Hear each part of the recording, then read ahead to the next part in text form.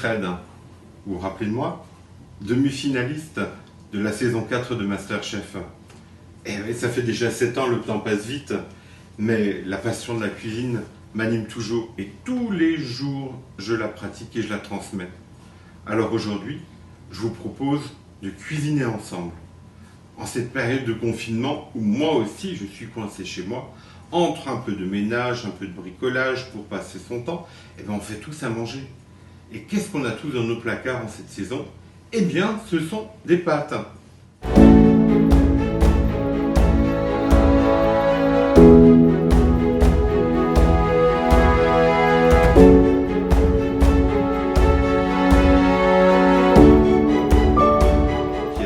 C'est simple, c'est bon marché et c'est très gourmand.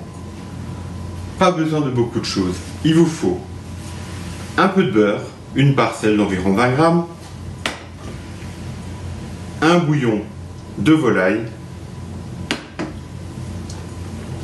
des coquillettes, des échalotes finement ciselées, de la poudre de curry, un peu de coriandre séché, des champignons de Paris en boîte émincée, un peu de beurre encore en parcelles coupées en petits morceaux, le parmesan râpé et pour apporter une fine, délicate touche de goût à la fin, un citron vert.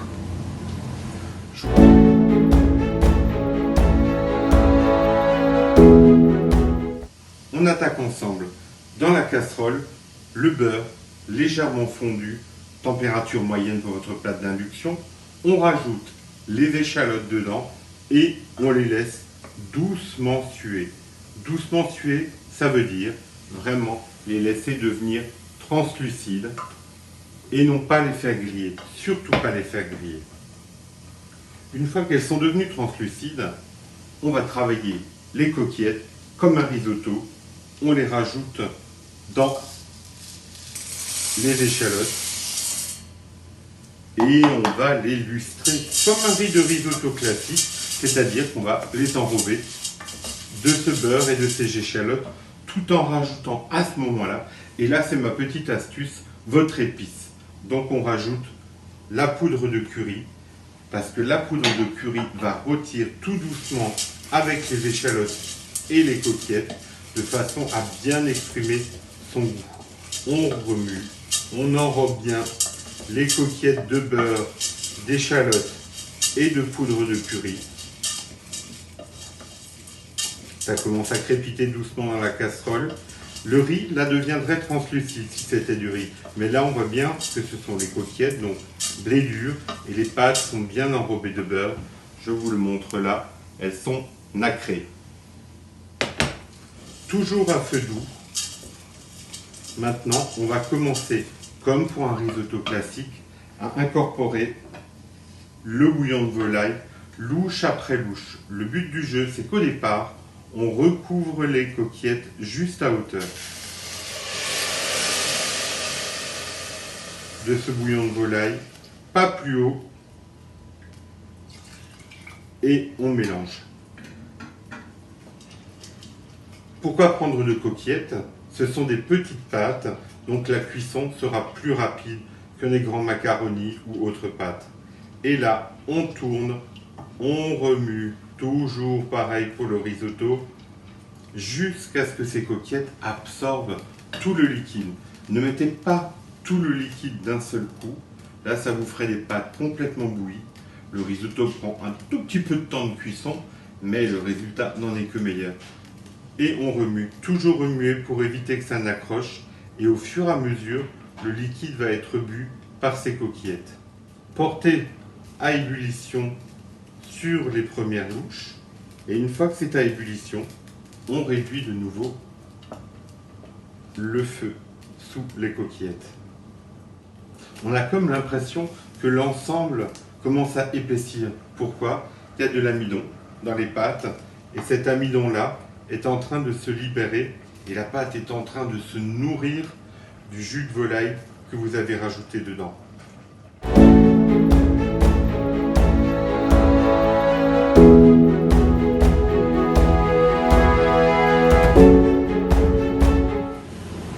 À mi-cuisson, comme c'est le cas ici, on rajoute la poudre de coriandre. Elle est séchée, donc elle doit pouvoir se réhydrater dans le bouillon et pouvoir diffuser tout son goût. Si vous avez la chance de pouvoir utiliser de la coriandre fraîche, surtout ne l'incorporez que au dernier moment de la cuisson, parce que toute herbe fraîche incorporée trop tôt et avec une cuisson longue va perdre de son goût, prendre de l'amertume.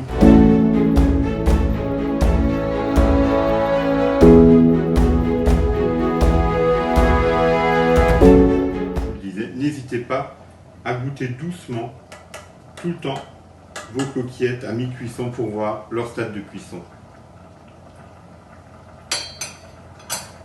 Elles ne sont pas loin, elles sont pratiquement presque cuites.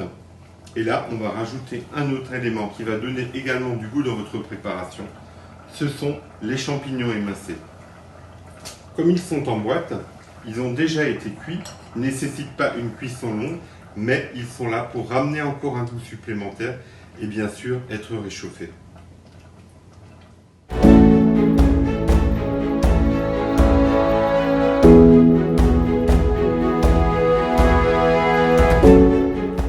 N'oubliez pas, astuce importante, on ne rajoute du bouillon de volaille qu'une fois que les premières louches de bouillon ont complètement été absorbées. Inutile de le rajouter avant, ça noierait les pâtes et ça ne donnerait pas une bonne cuisson. La réussite d'un risotto, que ce soit maintenant de riz ou de coquillettes, c'est d'avoir une consistance liquide et pas trop liquide. On va dire entre le pâteux et pas trop pâteux. Un risotto pâteux est un risotto raté. La molécule de riz a explosé, donc il ne faut surtout pas arriver au stade de la bouillie. Et rappelez-vous que pour lier ce risotto, surtout, ce qu'il ne faut pas faire, c'est rajouter de la crème fraîche ou de la mascarpone. Un risotto se lie avec le beurre qu'on va rajouter en fin de cuisson, ainsi que le parmesan qui va lier l'ensemble. Ne salez pas dès le départ, on utilise un bouillon de volaille. Le bouillon de volaille cuit les coquillettes, se réduit et il est déjà salé à la base, surtout si vous utilisez un bouillon cube. Il y a une concentration de sel qui va se former, donc ne salez pas au départ, on peut toujours rectifier l'assaisonnement à la fin. Un autre élément qui va vous permettre d'apporter un goût subtil et légèrement piquant, c'est le citron vert. Une râpe, le citron vert, et on râpe un peu de zeste de citron vert dedans pour apporter ce parfum délicat du citron vert.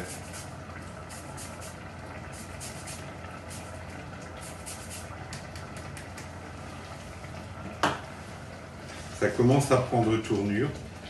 Le bouillon est absorbé régulièrement par les pâtes. On va rajouter encore une petite cuillère de bouillon.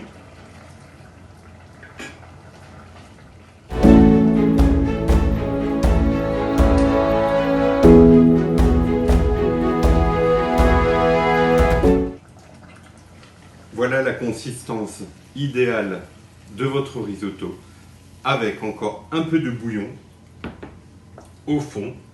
On goûte, c'est surtout les pâtes qui doivent être cuites. Les pâtes sont parfaites, al dente, pas de sel, un petit tour de moulin à poivre.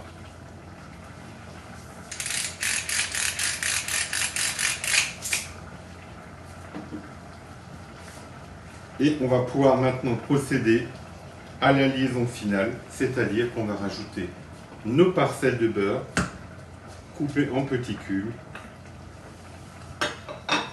bien remuer l'ensemble,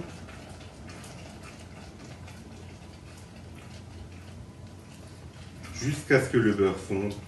On réduit vraiment sa plaque chauffante au minimum, 1 ou 2. Cette température est à peu près entre 60 et 70 degrés. C'est la température de maintien au chaud. Là, notre mélange a bien épaissi. Et on termine avec le parmesan. Alors là, c'est selon les goûts et selon les gourmands. Moi, je rajoute à peu près entre 80 et 120 grammes de parmesan. On parsème. Et on termine de mélanger.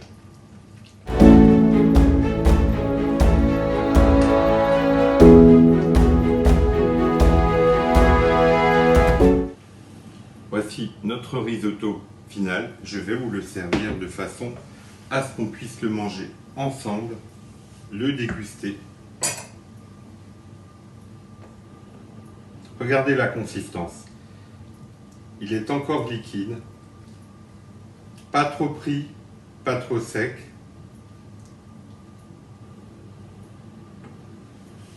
Et pour terminer le tout, encore un tout petit peu de zeste de citron râpé.